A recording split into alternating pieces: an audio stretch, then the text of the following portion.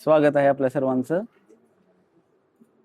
बरेच दिवस झालं, बरेच जण भेटले नाहीत. माताजी झूम मीटिंगला पण मी कधी कधी नसतोय, बऱ्याच जणांची भेट होत नाही. आज पुन्हा विशेष या अधिक मासामध्ये आपण एकत्रित झालेलो आहोत. सकाळीच गुरु महाराज म्हणत होते काहीतरी आपण सर्वजण तर आनंदाचं आस्वादन करत आहात किंवा आपल्या सर्वांना सुख प्राप्त झालेलं आहे, कृष्ण प्राप्त झाले, हरिनाम प्राप्त झालं, गुरु प्राप्त झाले आपल्याला, किंवा आपण एखाद्या परंपरेशी जोडलो गेलो म्हणजे भगवंताची कृपा आहे आपल्यावरती. पण ज्यांचं अजून कुठे काहीच नाही झालं त्यांचं काय? महाराज म्हणत होते इतर लोकांचं काय, जे अजून जप करत नाहीयेत, ज्यांना अजून माहीतच नाही किंवा केलं काय पाहिजे वगैरे, त्यांच्यासाठी काहीतरी करा. आणि मग आता येतानाच मी म्हणत होतो की मी तर काहीच करत नाहीये, पण मोहोळमध्ये भक्त प्रभूजी आहेत, मुकुंद सर आहेत, तर काहीतरी करा. म्हणजे एखाद्या वेळेस प्रवचन देणं पण कधी कधी सोपं आहे, पण असं काहीतरी कुठंतरी मंदिर व्हावं असं इच्छा आपल्या सर्वांची तर आहे, आपण म्हणतोय. पण त्याची सुरुवात मोहोळमध्ये होतीये, ही आनंदाची गोष्ट आहे ना. आज आपल्याला जागा कमीत कमी बघून तरी आलो आपण. आता प्रार्थना करूयात की हळूहळू सर म्हणले की मी त्यांचा आता फॉलोअप घेतो म्हणून, आणि होत आहे आपल्या सर्वांच्या आशीर्वादाने, इच्छेने. आणि एकदा का थोडंसं काहीतरी असं झालं सेंटर वगैरे, तर अजून भक्त येतील. सार्वजनिक ठिकाण असलं की थोडंसं वेगळं राहतं. 4 वर्षापासूनचा आपला प्रयत्न होतो. कृष्ण भावना ही निष्काम की काय म्हणतो त्याला आपण, कधीच वाया न जाणारी आहे. प्रभुपाद सुद्धा म्हणतात अल्टिमेट रिझल्ट असणार आहे या सगळ्या गोष्टींचा. आपण जे काही जप वगैरे करतोय, कधी कधी बरंच काही आपल्याला म्हणजे हे होतं, संकट तरी येणारच आहेत, पण भगवंतावरचा विश्वास ढळू न देणं एका भक्ताचं ते कर्तव्य आहे की आपण तेवढ्याच उत्साहाने, अनेक वेळा बऱ्याच गोष्टी घडणार आहेत, पण त्या थोडंसं मागं टाकून आपण पुढं भक्ती करत गेलंच पाहिजे. कारण भगवंत हे अल्टिमेट आहे किंवा अंतिम सत्य आहे की आपण भगवंताचे भक्त आहोत. आणि या जगातले जे काही सुख दुःख आहे ते काही कायमस्वरूपीचं नसणार आहे, येणार जाणार. जसं म्हटलेलं आहे, श्लोक आहे ना तो, 2ऱ्या अध्यायामध्ये श्लोक आहे, त्यामध्ये मात्रा स्पर्शास्तु कौंतेय शीतोष्ण सुख दुःखदः आगमापायिनो अनित्यः तां स्थितिक्षस्व भारत. काय ह्या इथलं येणारं दुःख काय अनित्य आहे, नित्य नाहीये. कायमस्वरूपी दुःखच असेल असं नाही, येणार आहे दुःख, परत काही दिवसांनी ते सुख पण येणार त्याच्या जागेमध्ये. पण आपण काय केलं पाहिजे, धीरस्तत्र न मुह्यती. एक धीर व्यक्ती जो असतो तो गोंधळून जात नाही, गडबडून जात नाही, कारण त्याला माहिती आहे हे सगळं होणार आहे.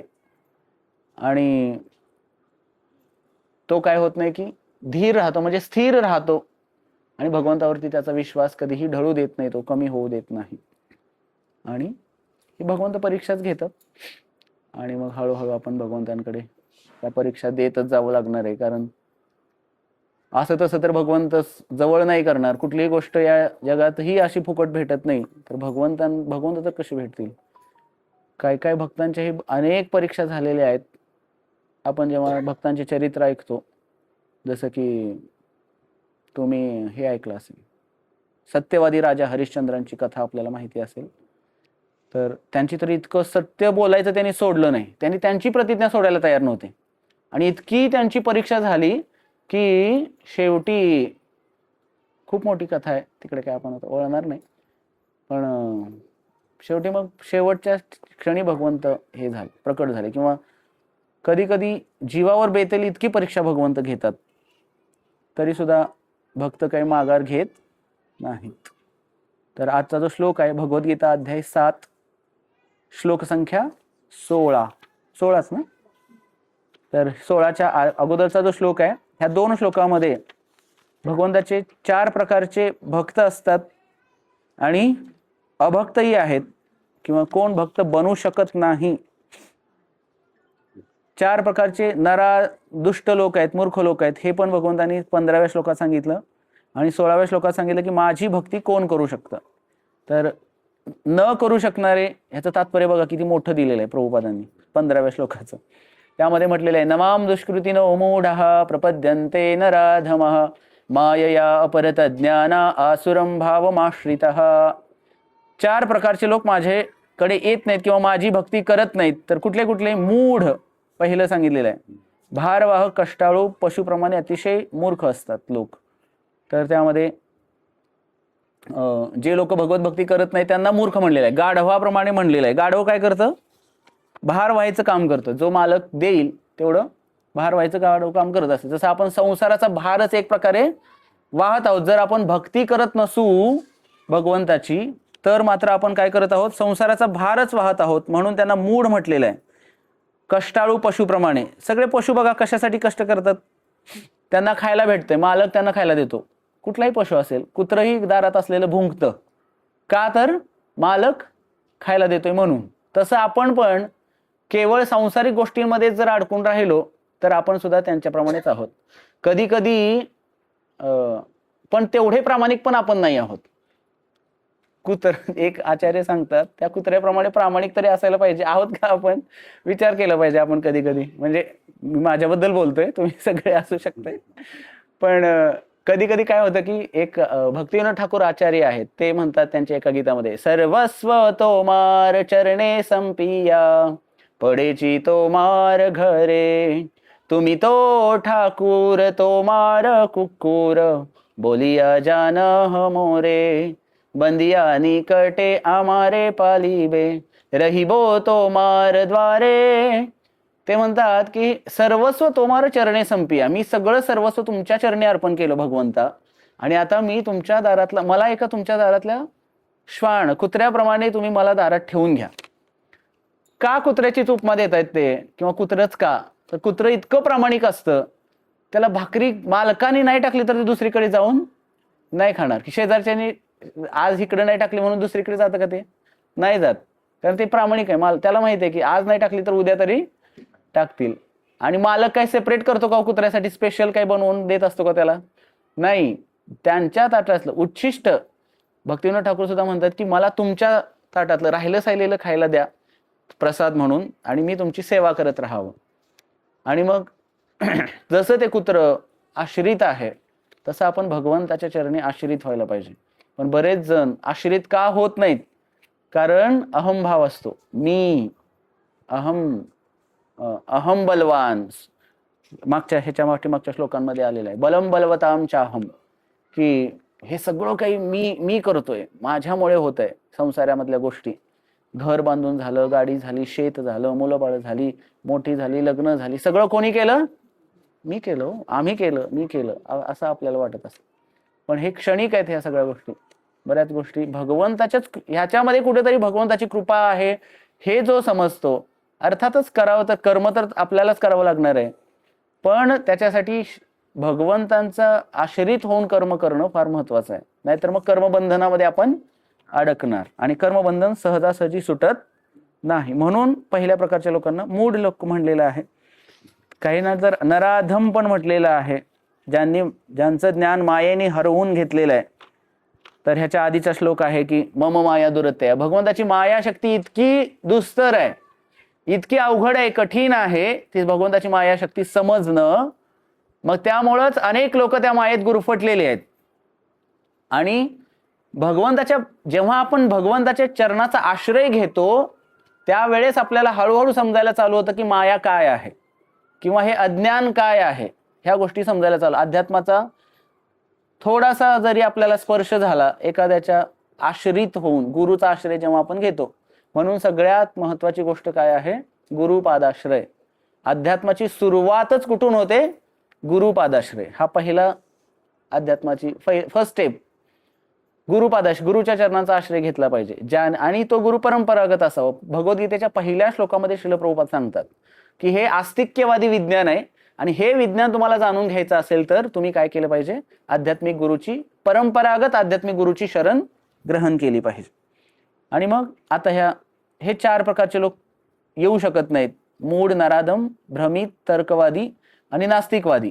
आणि आजकाल तर नास्तिकवादच शिकवला जातोय. शाळा कॉलेजांमध्ये काय शिकवलं जातंय मुलांना? भगवंताविषयी काय सांगितलं जाते का? नाही. कृष्णाविषयी किंवा बाकीच्या प्रथा आपल्या ह्याच्याविषयी काहीच नाही. सायन्स सायन्स सायन्सच्या नावाखाली लोक हे करतात. आणि एकीकडे जे ऑलरेडी सायंटिस्ट लोक आहेत, जे मागच्या वेळेस आपलं जे हे झालं, कोणतं हे केलं होतं, चंद्रयान 3 ना, 2 का 3, तर ते जेव्हा हे केलं तर ते शास्त्रज्ञ सुद्धा भगवंताची आराधना करत होते. मग कुठे आपण चाललेलो आहे? किंवा काही लोक बघा, काही शिक्षक लोक, आता आपण सगळेजण शिक्षक आहात, चांगली गोष्ट आहे की आपण आस्तिक आहात, आपण भगवंताच्या चरणाचा आश्रय घेतलेला आहे. पण बरेच शिक्षक लोक पण नास्तिक असतात. काहीच ते मान्यच करायला तयार नाहीत भगवंताची हे सगळं. आणि मग ते शिकवल्यामुळे काही मुलं पण तशीच बनतात. आणि मग झालं की नाही त्यांचा कुठेतरी हे. तर खरा शिक्षक असा असायला पाहिजे की शिक्षक जो शिकवणार आहे त्यांनीच आचरण करायला पाहिजे. बऱ्याच वेळेला शिक्षकांचं पण आचरण, आता आम्ही कॉलेजेसमध्ये असताना आमचे प्रोफेसर आमच्या सोबत आलेले, काही मुलं असतात ट्रिपला वगैरे गेल्यानंतर मस्ती मजा करणारे, आमचे ते प्रोफेसरच त्या मुलांच्या सोबत बसून ड्रिंक करत होते कॉलेजमध्ये असताना. कुठे मग हे यांना काही शिक्षक म्हणू शकतो का आपण?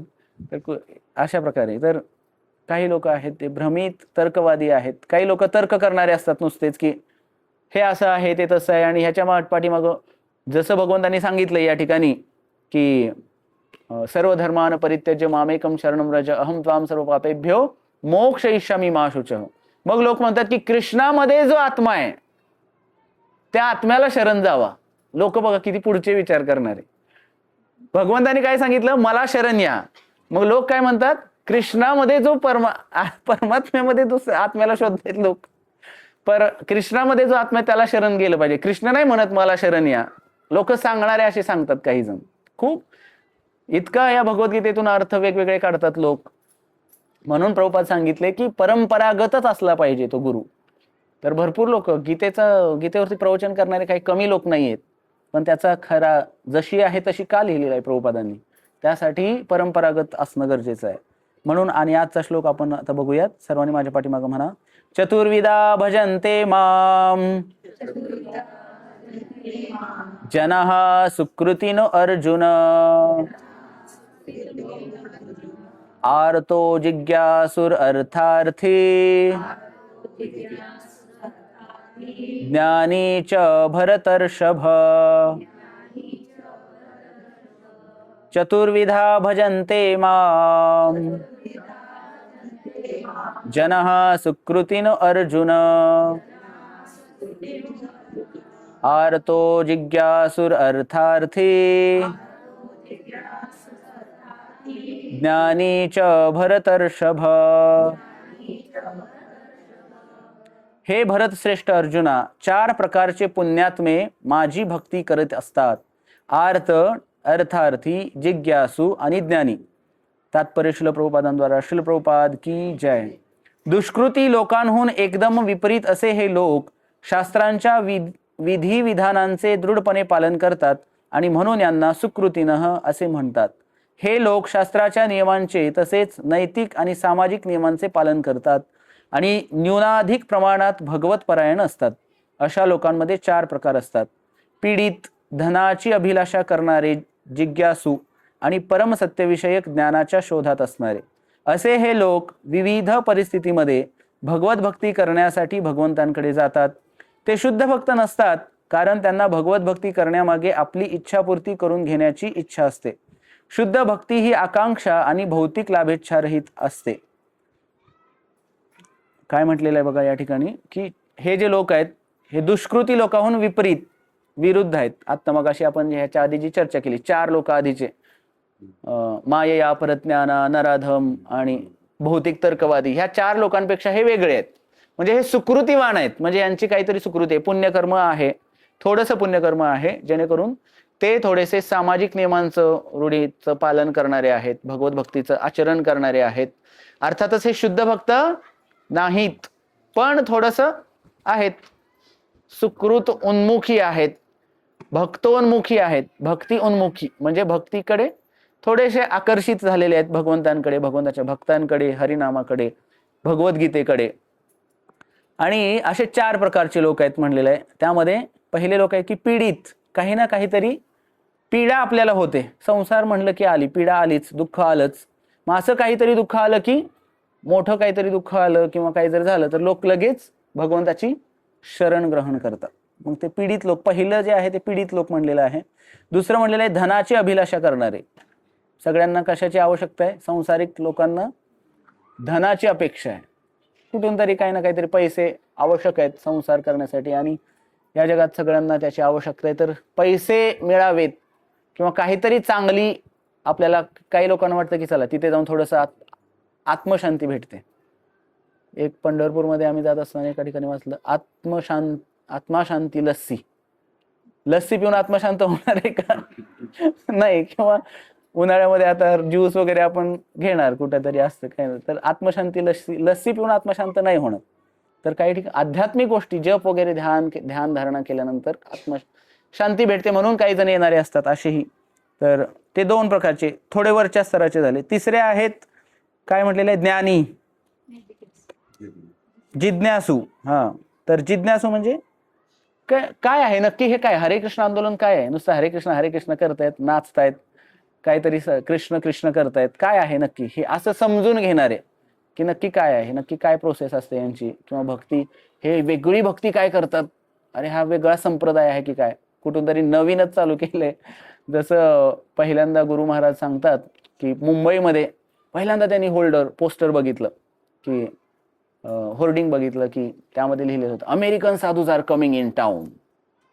म्हणजे आतापर्यंत त्यांनी ऐकलं होतं की अरे इंडियन साधू म्हणलं की इंडियनच आलं, बाहेर साधू कुठे नसणारच आहेत. तर अमेरिकेत आणि अमेरिकन सायंटिस्ट असू शकतात, अमेरिकन बाकीचं काही असू शकतात, पण अमेरिकन साधूच थोडंसं आकर्षक झाले. आणि मग जाऊन बघितलं पाहिजे अमेरिकन साधू म्हणजे काय नक्की करतात. आणि मग ते त्या ठिकाणी गुरु महाराज सांगतात की पहिल्यांदा ते जेव्हा आले तर ते असे वेड्यासारखे नाचत होते, इतकं नृत्य करत होते, त्या कीर्तनामध्ये असं बेभान होऊन नाचत होते सगळे. And they are just looking like white elephants. सगळे गोरे आणि गोऱ्या रंगाचे व्हाईट एलिफंट्स, गोऱ्या हत्तींसारखे दिसत होते. आणि धिप्पाडच्या धिप्पाड अमेरिकन लोक कसे असतात, तर सगळे नाचत होते आणि ते आकर्षित करत होते सगळ्यांना, भारतीय लोकांना. तर त्यामुळे असेही काही जिज्ञासू वृत्तीने आलेले, अरे हे असे कसे काय नाचतात, किंवा एवढं वेडं होऊन, एवढं समर्पित होऊन कसं काय. काही लोकांना असंही वाटतं की अरे सगळं सोडून हे कृष्णासाठी एवढं समर्पण भाव यांच्यात आलाच कसा. काही प्रश्न पण विचारतात आम्हाला की तुम्ही सोडलत कसं काय, म्हणे इस्कॉन जॉईन कसं काय झाला, असे काही जण प्रश्न विचारतात. तर आपण भगवंताचे अंश आहोतच, भगवत भक्ती आपल्या हृदयामध्ये आहेच, पण ती कधी काय होतं की श्रवणादी शुद्ध चित्ते करह उदय, ऐकल्यानंतर ती भक्ती उदित होते, प्रकट होते हृदयातून. म्हणजे आपण हळूहळू जेव्हा ऐकतो, त्यासाठी ऐकणं गरजेचं आहे. आणि ऐकायला कुठं भेटतं? भगवंताविषयी ऐकायला सत्संगामध्ये भेटतं, त्यामुळे सत्संग गरजेचा आहे. आणि पुढं म्हटलेलं आहे परमसत्तेविषयी ज्ञानाच्या शोधात असणारे, की अल्टिमेट काय आहे. बरेच जण जे हुशार लोक असतात ते विचार करतात की yes, next, what next, what next, what next, ultimate काय आहे, की मृत्यूच्या पुढे काय आहे, काहीतरी असू शकतं, असं विचार करायला पाहिजे. आपण या सगळ्या गोष्टींवरती विचार केला पाहिजे की ओके, माझा जन्म झाला, मला मनुष्य जन्म भेटलेला आहे, मग मनुष्य जीवनाचा उद्देश काय आहे. काय उद्देश आहे की केवळ मुलं बाळ उत्पन्न करणं, संसार करणं, एवढाच उद्देश आहे का? नाही. काय उद्देश आहे अल्टिमेट? भगवंतांना प्राप्त करणं. त्याच्या पुढे काय उद्देश नाही. जर आध्यात्मिक ज्ञानाचा आपल्याला आध्यात्मिक ज्ञानाची पूर्ण प्राप्ती झाली तर आपल्याला कळेल, किंवा सगळे पुस्तकं वगैरे वाचून तुमचं झालं की तुम्हाला कळेल. आणि हे सहजासहजी एका जन्मात होणार नाही, तर त्याच्यासाठी अनेक जन्म लागू शकतात. कारण अनेक जन्मजन्मांतर आपण काय करत आलेलो आहोत? हे भौतिक गोष्टीच करत आलोय, भौतिक गोष्टींमध्येच अडकून राहिलेलो आहे. आणि हे असं काहीतरी भगवंतांसाठी काहीतरी करण्याची, भगवंताची सेवा करण्याची अशी जी सुकृती आहे, ही सुकृती मग प्रत्येक जन्मात थोडी थोडी थोडी थोडी करत, म्हणून सुकृतीनं हा शब्द आलाय. सुकृतीनं शब्द काय? सुकृती म्हणजे पुण्य संचय. थोडं थोडं थोडं पुण्य करत करत करत आत्ता कुठं आम्हाला कृष्ण किंवा विठ्ठल, बहुत सुकृतांची जोडी म्हणून विठ्ठले आवडी. आता भक्तीमध्ये थोडंसं वाटायला लागलं की हा थोडं केलं पाहिजे, थोडं सत्संगला गेलं पाहिजे, हरे कृष्ण महामंत्र जप केला पाहिजे, धाम यात्रा केल्या पाहिजेत. आणि विशेष करून कोरोना नंतर तर जास्तच जाणवले सगळ्यांना. कोरोनामध्ये बरेच कालच चर्चा चाललेली, आणि हे गरजेचं आहे. बऱ्याच लोक आता धामामध्ये, प्रत्येक धामामध्ये जा तुम्ही. परवा आम्ही जगन्नाथपुरीलाही गेलो, अफाट गर्दी. पंढरपूरमध्ये तर किती गर्दी चालू झाली. अधिक मास जेव्हापासून चालू झालाय, वारी भरल्यासारखी गर्दी चालू झाली. 7-7, 8-8 तास लागायला लागले दर्शनाला पांडुरंगाच्या. तर इतकी गर्दी का? तर लोकांची श्रद्धा, विश्वास. अधिक मासामध्ये जास्तीत जास्त भक्तीचं फळ आपल्याला प्राप्त व्हावं ही इच्छा आहे. तर मग अशी, तर प्रभुपाद सांगतायत की मग शुद्ध भक्ती, आता अर्थातच हे 4 प्रकारचे जे लोक आहेत, आर्त, अर्थार्थी, जिज्ञासू, ज्ञानी, हे शुद्ध भक्त नाही आहेत. पण शुद्ध भक्त म्हणजे काय असतं? आकांक्षा रहित, अहैतुकी, अप्रतिहता, ययात्मा सुप्रसिद्धती. भागवतामध्ये शुद्ध भक्तीचं वर्णन आलेलं आहे. भक्ती कशी असायला पाहिजे? अहैतुकी. मी एवढी भक्ती करतोय, मग कृष्ण प्रसन्न झाले पाहिजेत. जसं गोपींची भक्ती होती. गोपींनी एवढी उच्च स्तराची भक्ती, प्रेम भक्ती केली, पण त्या बदल्यात काय मागितलं का? नाही. बदल्यात काय मागितलं? कृष्णच आम्हाला भेटले पाहिजेत. मग आम्ही पण जेव्हा भक्ती करतो, तर तुकाराम महाराजांचा जो अभंग आहे त्यामध्ये तुकाराम महाराज म्हणतात की ऐसा लाभ बांधा गाठी, होय संसाराची तुटी. लाभ मिळणार असेल तर आपण सगळ्या गोष्टी, जसं की काही योजना असेल, बँकेची वगैरे, LIC ची पॉलिसी असते, पॉलिसीज असतात वेगवेगळ्या. त्यामध्ये आपण काय बघतो? रिटर्न किती मिळणार आहे मला. सगळीकडे आपण रिटर्न, लाभ किती प्राप्त होणार आहे, मला काय मिळणार आहे त्याच्यातून, प्रत्येकाचंच आहे. आणि अर्थातच भक्ती जेव्हा करतो, विशेष करून कृष्ण भक्ती जेव्हा आपण करतो, तर लाभच लाभ आहे. लाभ काय आहे? होय संसाराची तुटी. संसारातून तुटणार आहात किंवा संसार तोडवणारी ही भक्ती आहे. मग कधी कधी आपल्याला अरे संसार तुटणार असेल तर, काही लोकांना वाटतं की नको नको नको, अहो सगळं काही संसारासाठीच चाललंय आणि मग संसार तोडून काय करायचंय? तुटणार असेल तर मग नको कृष्ण भक्ती, मग नको सत्संग, नको काही नको. तुटणार आहे म्हणजे आपलं हे संसार, हे नाळच तुटणार आहे. जी 84 लक्ष योनीमध्ये आपल्याला अडकवतीये, ती नाळच भगवंत तोडून टाकतात. हरिनामाने ती नाळ तुटते आणि नाळ जोडली जाते कोणाशी? खरी नाळ भगवंताशी जोडली जाते. आणि हेच तर करायचंय. नाहीतर मग पुनरपी जन्मम पुनरपी, पुन्हा पुन्हा जन्म घ्यावा लागेल, पुन्हा पुन्हा संसार करावा लागेल. आणि मग शुद्ध भक्ती काय आहे? शुद्ध भक्तीची व्याख्या भक्तिरसामृत सिंधूमध्ये श्रील रूप गोस्वामींनी केलेली आहे. त्यामध्ये ते म्हणतात, अन्याभिलाषिता शून्यम ज्ञान कर्मादि अनावृतम अनुकूल्येन कृष्णानुशीलनम भक्तिरुत्तमा. काय शुद्ध भक्ती आहे? अन्याभिलाषिता शून्यम, अन्य अभिलाषा नाही, फक्त कृष्ण सेवा आम्हाला भेटायला पाहिजे. तर आपल्याला ती कथा मी सांगितलेली आहे. भगवान श्रीकृष्ण म्हणाले, एकदा नारदांना डोक्याला धरून बसले होते. नारद म्हणले, काय झालं देवा, तुम्ही एवढा विचार, अखिल ब्रह्मांडाचे नायक आहात, जगाचा एवढा विचार करून करून डोक्याला हात लावून का बसलाय? संसारिक लोक सुद्धा कधी कधी डोकं दुखतं आपलं म्हणून डोक्याला हात लावून बसतो. तर भगवंतानी डोक्याला हात लावावा असं काय झालंय? आज काय असं घडलं? म्हणजे तुम्ही तर कृष्ण, आता बघा कृष्ण बघा, इतक्या सगळ्या गोष्टी भगवान श्रीकृष्णांच्या आयुष्यामध्ये घडल्या. पहिल्यांदा जन्म झालाच भगवंताचा कुठे? कशामध्ये? कुठे भगवंताचा जन्म कुठे झाला? तुरुंगात. तिथून भगवंतांना उचलून वसुदेव घेऊन गेले. म्हणजे पहिल्यांदा आईबाप सोडायला लागले, दुसरे आईबाप घेतले भगवंतांनी. तिथं काही काळ राहिले, परत खरे आईबाप समजले, परत तिथं सगळे मित्र मैत्रिणी झालेले सगळे 8-10 वर्ष तिथं राहिले, त्या सगळ्यांना सोडून परत इकडे यावं लागलं. परत तिथं आले, स्वतःचं प्रेमाचा त्याग केला. राधाराणीचं इतकं प्रेम भगवंतावरती, त्या सगळ्यांचा त्याग केला, वृंदावनवासियांचा. तरी पण भगवंत सगळ्यांच्या समोर कधीही रडले नाहीत. किती मोठा त्याग आहे भगवंतांचा. भगवंताचं पर्सनल लाईफ जर तुम्ही विचार, अर्थातच ते भगवंत आहेत, साधारण व्यक्ती नाही आहेत. साधारण व्यक्ती असं नाही हे करू शकत, एवढी सहनशीलता भगवंतांसारखी. पण जर विचार केला तर बघा, भगवंताचं लाईफ किती सगळा ट्विस्ट भरलेला आहे. प्रत्येक ठिकाणी विचार करा तुम्ही. मग तिकडं गेले, तिकडं काही काळ राहिले, परत स्वतःच्या मामालाच मारावं लागलं. ठारच मारावं लागलं भगवंतांना. मामाला मारून परत त्याचं तिथं राज्य प्राप्त झालं. त्यानंतर आक्रमण झाली एवढी सगळी, जरासंधाने आक्रमण केलं. सगळं राज्य तिथून ती द्वारका नगरी स्थापन करावी लागली. आणि सगळ्या ठिकाणी एवढं सगळं करावं लागलं भगवंतांना. मग जे भगवंत होते त्यांना या ठिकाणी आल्यानंतर एवढं सगळं करावं लागतं, मग आपल्यासारख्या साधारण जीवांचं काय? मग त्या ज्या गोपी होत्या ना, भगवंत असं डोक्याला हात लावून बसले होते. नारद मुनी म्हणतात, काय झालं देवा? मग देव म्हणतात की अहो डोकं खूप दुखायला लागले, डोकं दुखायला लागले, भगवंताचं डोकं दुखायला लागले, काय केलं पाहिजे आता? मग भगवंत म्हणतात की भक्तांच्या चरणांची रज पाहिजे. आणि मग आता रज कोण देणार? चरणाची रज, स्वतःच्या पायाची धूळ भगवंत डोक्याला लावणार म्हणल्यावर सगळे विचार करायला लागले. काय मग सगळ्यांकडे गेले, शिवजींकडे गेले, शिवजी म्हणले नाही नाही, कसं शक्य आहे? देवादिदेव भगवंत सगळ्या अखिल ब्रह्मांडाचे स्वामी आहेत, आमच्या चरणाची धूळ त्यांना कशी काय आम्ही देऊ शकतो? सगळ्यांकडे गेले.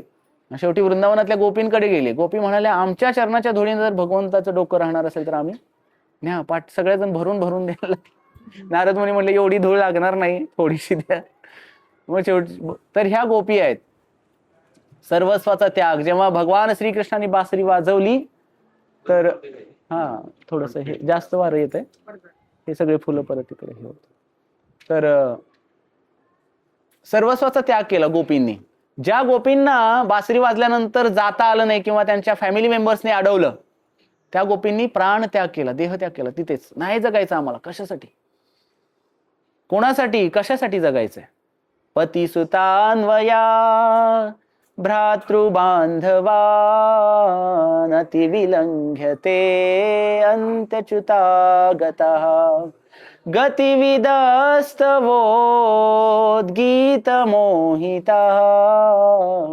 कितवयोषितः कस्त्यजेन्निशि. पती सूत, स्वतःचा मुलगा, स्वतःचा पती, सगळं काही सोडून आम्ही भगवंतांकडे आलो. आणि त्या भगवंत म्हणले कशासाठी आलाय? असं जर आपल्या बाबतीत झालं तर किती भयंकर अवस्था होईल ना. सगळं काही सोडून, बासरी तर वाजवली, बासरीतून नाद बोलवून घेतलं. सगळ्या गोपींना ऐकायला गेल्यानंतर प्रत्येकाचं नाव त्या बासरीतून ऐकायला जात होतं. आणि मध्यरात्रीच्या वेळेस सगळं काही सोडून आल्यानंतर भगवंत म्हणतात एवढ्या रात्री कोणी येत असतं का? एवढ्या मध्यरात्री सगळं घरदार सोडून इथं यायची काही गरज होती का? त्यावेळेस गोपी म्हणतात की सगळं काही सोडून आम्ही फक्त तुमच्यासाठी आलोय. आता तुम्ही मारो भी राखो भी जो इच्छा तो हार. सगळं काही आम्ही सोडून तुमच्यासाठी आलो, तुम्ही आता ठरवा काय करायचं ते.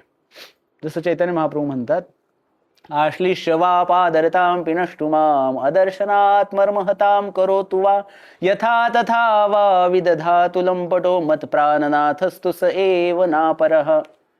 दर्शन द्या किंवा न द्या, सांभाळ करा किंवा न सांभाळ करा, पण मी तुम्हाला माझं नाथ म्हणून स्वीकारलेलं आहे आणि आता मी तुमचे चरण सोडणार नाही. तुकाराम महाराज सुद्धा म्हणतात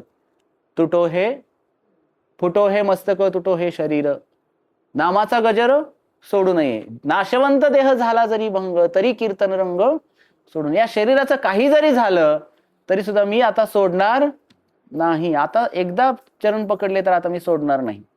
आणि भगवंतही तशीच आहेत. भगवंतही ज्या भक्ताला पकडतात त्याच्यावरती कितीही संकट आली, काही जरी झालं तर भगवंत त्याला सोडत नाहीत. आणि हे आपल्याला हळूहळू का असेना समजतं. जसजसं भक्तीमध्ये प्रगती होत जाईल, पुढे पुढे जात जाऊ, बऱ्याच वेळेला भगवंताचे प्लॅन आपण नाही समजून घेऊ शकत की हे असं का झालं. मोठा प्रश्नचिन्ह असतं बऱ्याच वेळेला. त्याचं उत्तर त्याच वेळेस भेटेल असं नाही. Just wait and watch. Krishna is always there. भगवंत आहेत आणि ह्या भरोशावरती आपण पुढे गेलं पाहिजे.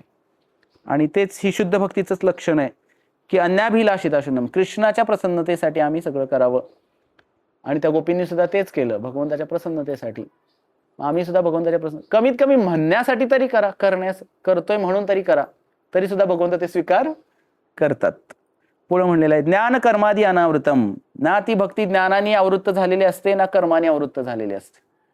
कुठल्याही प्रकारचं कर्मकांडाने भक्ती आवृत्त होत नाही, ज्ञानाने सुद्धा होत नाही. किती ज्ञान घेतलं ह्याची सुद्धा काही गरज नाही. एखाद्याला काही ज्ञान नसेल तरी सुद्धा त्याच्या मनामध्ये पांडुरंगाबद्दल प्रेम आहे, विठ्ठलाबद्दल प्रेम आहे. त्याला काहीच माहित नाही, कुठला भगवद्गीतेचा श्लोक उच्चारण करता येत नाही, कुठला मंत्र येत नाही, काहीच येत नाही, मंत्रोच्चारण काहीच येत नाही, पण जर तरी सुद्धा असे अनेक लोक आहेत, कितीतरी लोक आहेत संतांनी जे सगळे चोखामेळा वगैरे, पण त्यांना संत कृपेने, गुरुच्या कृपेने किती ज्ञान. त्यांचे जर अभंग वाचले डोळ्यातून अश्रूंच्या धारा लागतात. वाचले तर नुसते इतके भावपूर्ण आणि अर्थपूर्ण अभंग आहेत. पण मग ते काय कुठे शाळेत गेलते का? नाही. मग कशाचा अहंकार? त्यामुळे भगवंत म्हणतात, कुंती महाराणी म्हणते, भगवंतांकडे प्रार्थना करते की कुठल्याही प्रकारचं श्लोक मला आठवे ना आता तो, की त्यामध्ये कुंती महाराणी असं म्हणते, जन्म कर्मच मे दिव्यम, नाही श्लोकच आठवेना. त्यामध्ये कुंती महाराणी म्हणते की जन्म कुठे झालाय ह्याच्याशी भगवंतांना काय देणं, कुठल्या जातीमध्ये झालाय, प्रांतात झालाय, कुठेही झाला असेल तर काही घेणं देणं नाही, कुठल्या कुळामध्ये झालाय.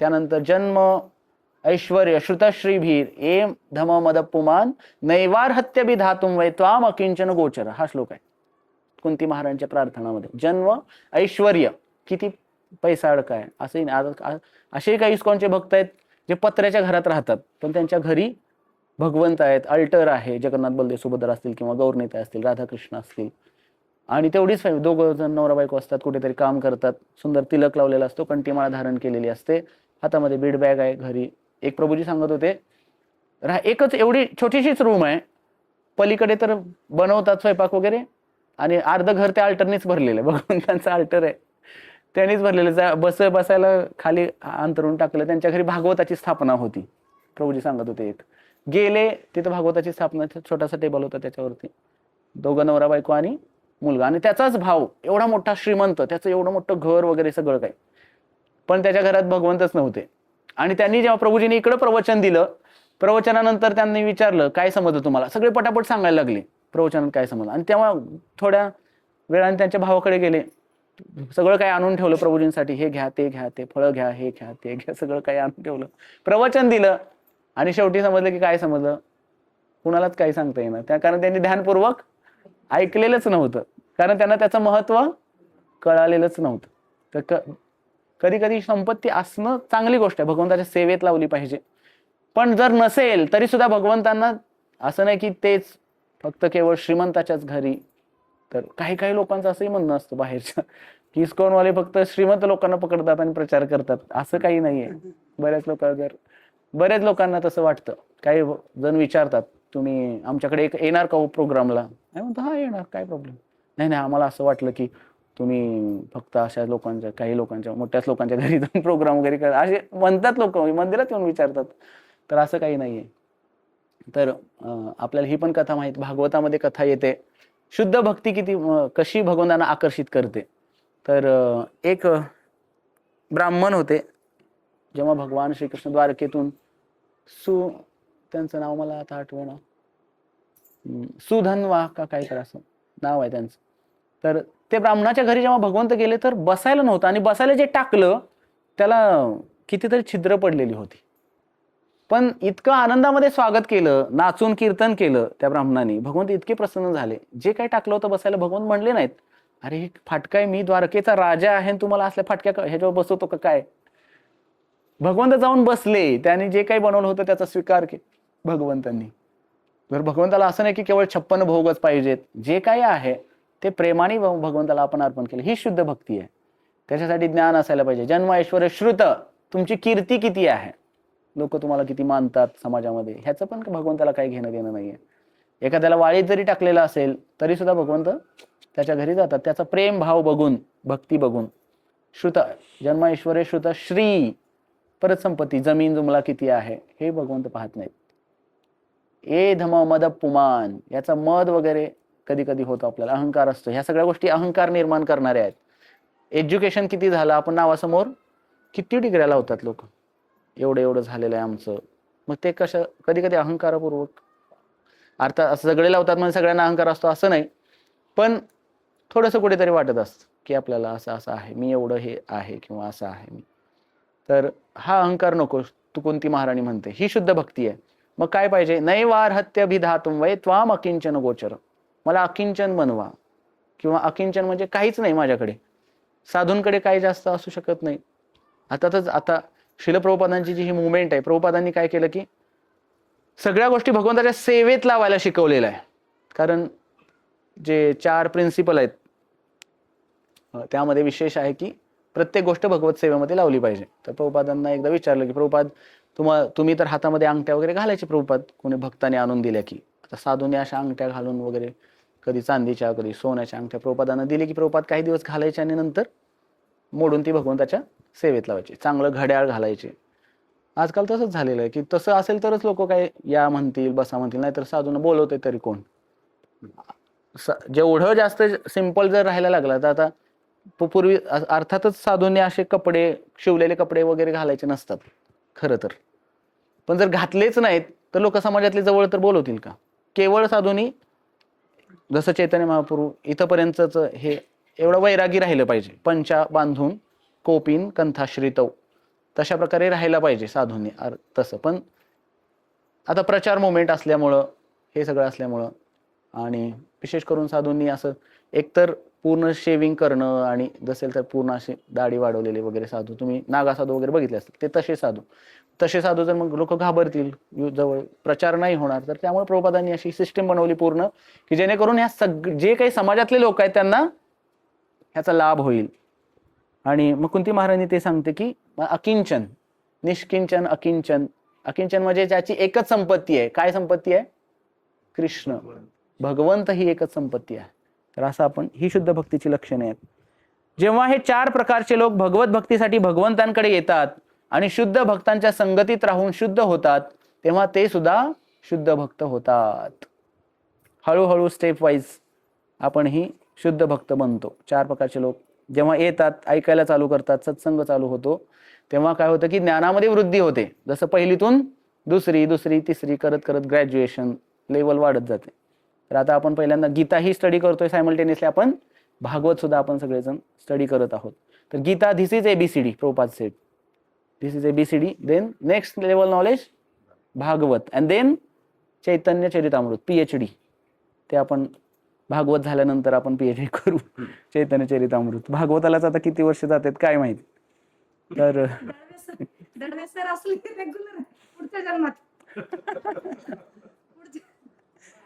तर छान प्रभूजी, जेवढाही श्रवण होतो. तर पुढे म्हटलेलं आहे, दुष्कृती लोकांचा विचार केल्यास त्यांचे जीवन स्वार्थी, अनियमित आणि आध्यात्मिक ध्येयरहित असल्या कारणाने त्यांच्यासाठी भगवत भक्तीचे आचरण अत्यंत कठीण असते. दुष्कृती म्हणजे जे आधी 4 लोक सांगितलेले, ज्यांना भगवत भक्तीचा गंधही नाही, त्यांचं जीवन स्वार्थी, ते असा विचार नाही करत. एका बघा, आता तुमची जी थॉट प्रोसेस पूर्वीची होती 4 years बिफोर अँड नाऊ, तुम्हाला बद्दल जाणवत असेल प्रत्येकाला, सत्संगला आल्यानंतरची जी थॉट प्रोसेस आहे भक्तामध्ये, किंवा आपण जेव्हा आम्ही प्रभूजींच्या लग्नामध्ये गेलो, तर मला फार विशेष म्हणजे त्या दिवशी पण मी बोललो की आपण भक्त म्हणजे सगळे एकत्र, पण लगेच कसे एकमेकांकडे आले, बाबा आपले आले, प्रभूजी आले किंवा हे आलं म्हणून सगळे आपण एकत्र झालो किंवा हे. आणि ते सगळे लोक बघत होते, तिथले, अरे काय ह्यांचं काय चाललंय, वेगळंच काहीतरी कसं चाललंय म्हणून.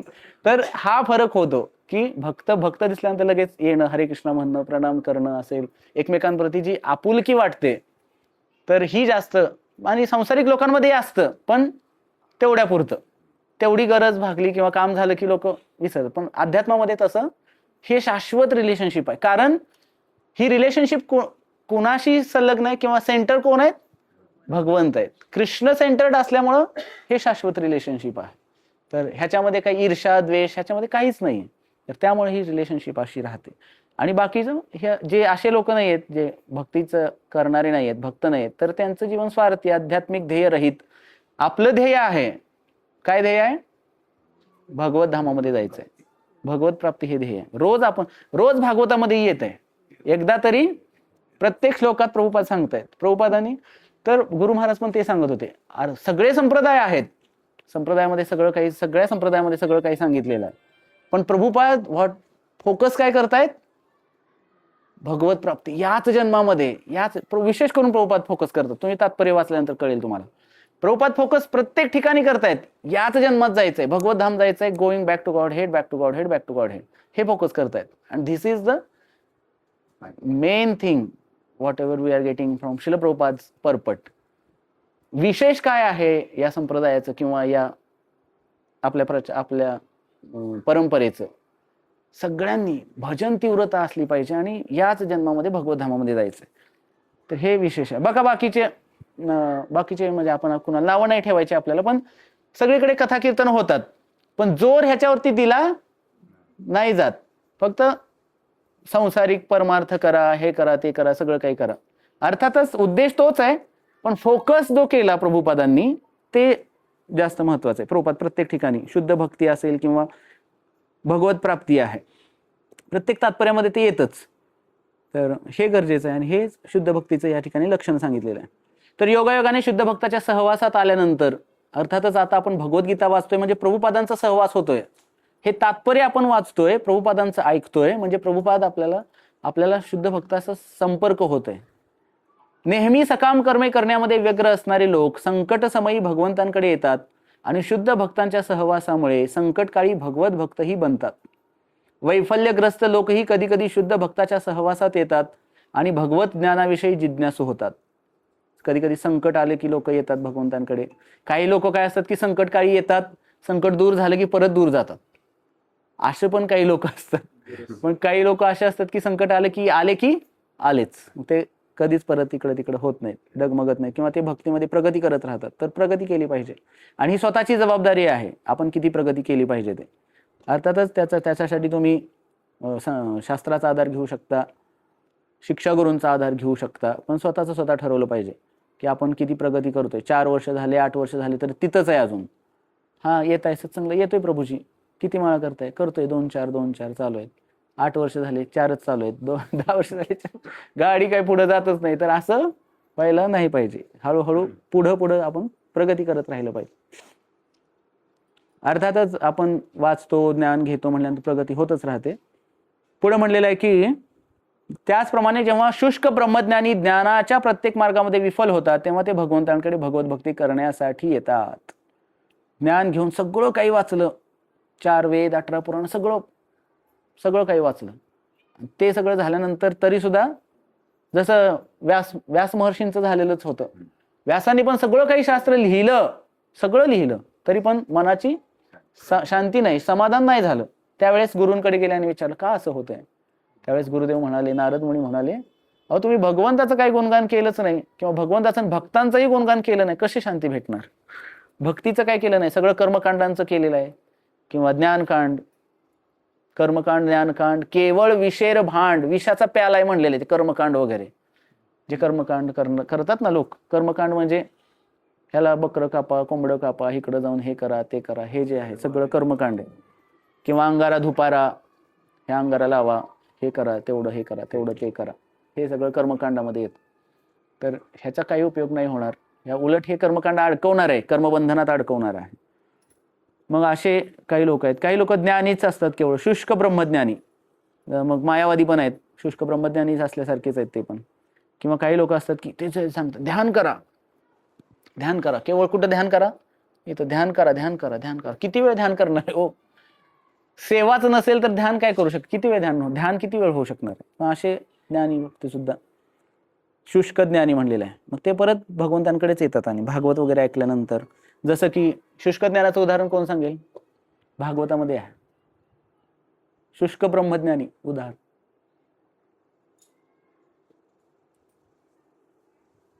वाचलं की तुम्ही भागवतात, 3रा स्कंद चालू झाला की. शुकदेव गोस्वामींचं चरित्र वाचलं की नाही. कोण होते ते, शुष्क ब्रह्मज्ञानी होते. परत ऐकल्यानंतर जेव्हा ते श्लोक ऐकले 2, तेव्हा ते काय झाले, भगवत भक्त झाले. जसं चतुष्कुमार पण आता शुष्क ब्रह्मज्ञानी त्यांनाच म्हणलेलं आहे. सुगंधामुळे परत चतुष्कुमार भक्त झाले. तर हे सांगड घालता यायला पाहिजे, आठवलं पाहिजे आपल्याला हळू. तर पुढे म्हटलेलं आहे, कुठं आलो आपण, याप्रमाणे ते निर्विशेष ब्रह्म आणि परमात्म्याच्या ज्ञानाच्याही अतीत होतात आणि भगवंत किंवा शुद्ध भक्ताच्या कृपेने त्यांना भगवंताच्या साकार रूपाचा बोध होतो.